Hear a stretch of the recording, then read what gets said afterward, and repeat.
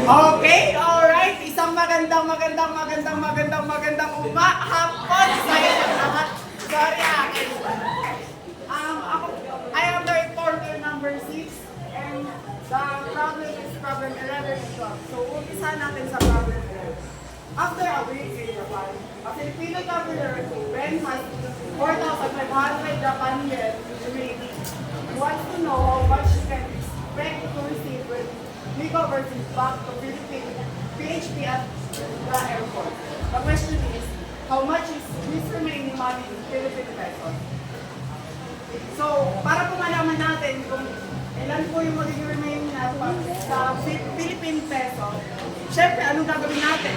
I-convert natin yung Japan yen to pesos. So, ito times po natin ang 4,500 Japan yen to 0.39 pesos. So, ang lalabas po is 1,755.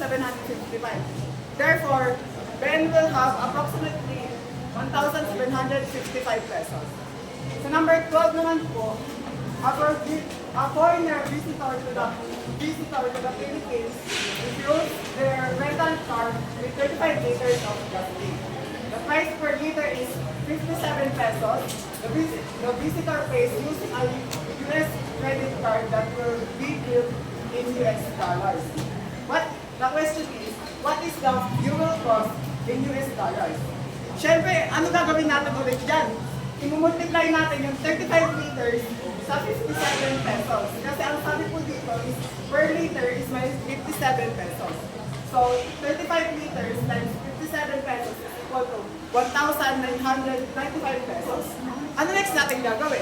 Siyempre, hinahanap US dollars.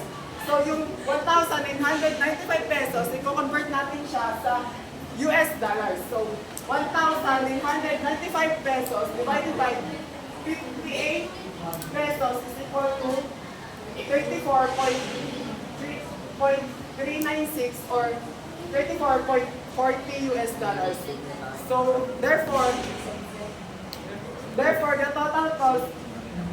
total fuel cost in fuel. Wait lang. Therefore, the total fuel cost in US dollars is approximately 34.40 US dollars. That's all. Thank you.